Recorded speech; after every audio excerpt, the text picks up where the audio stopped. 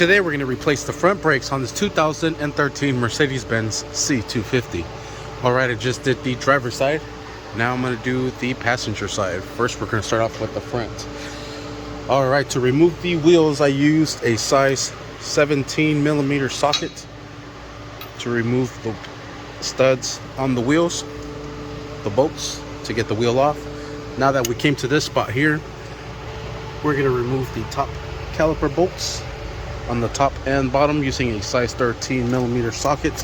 I'll start off with the bottom one here. All right, it's actually gonna be a 14. That's weird. On the driver's side it was a 13. It's 14 on this side. All right, so 14 millimeter socket. So much easier when you have three hands to help you out. And in case this nut turns there, we're gonna use a size 17 to hold it down as we unthreaten that there. Yes, the 17 fits. So with the size 17 and the size 13, let's drive this out. And the same for the top. Then we'll set this over to the side. This one has a sensor right on the brake there. So we're gonna pull that sensor off. And you can see it there. It just goes clipped on onto the brake sense pad itself. We just pull this off, just gently, so we don't rip those cables. And there it is with some needle nose. Just grab it from there and pull it back, and now it comes. Now we'll be able to, what we're going to do is compress this caliper inwards using a flathead. Go right behind the rotor, just like so, and press on the caliper outwards, so that way it compresses the piston in.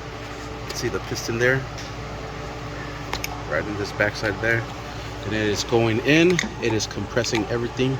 Is making the fluid return back into the reservoir, because if you don't do this, you will need a C-clamp to press that piston back into place. All right, once we have the piston compressed in, we'll just set this up on top, right up here.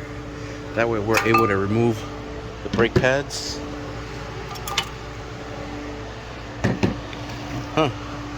Also the driver's side, passenger side. We'll remove the old hardware from here. Perfect. We're also going to be removing these caliper pins.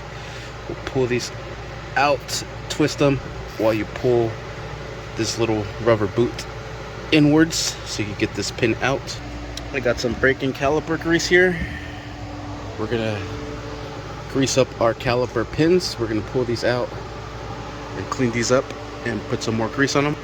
And you want to put plenty and right on that little lip too, so it seals this boot completely, just like so.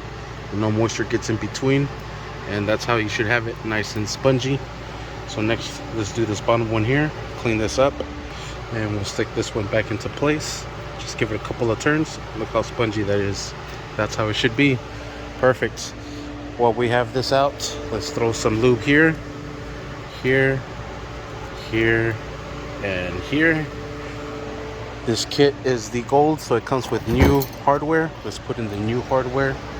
This will simply go here, compress down in there. Same thing up here.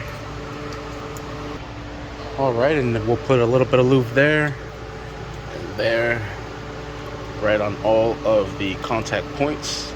Next, we'll put in our brake shoe. This will simply slide in like so. The rear one as well just goes in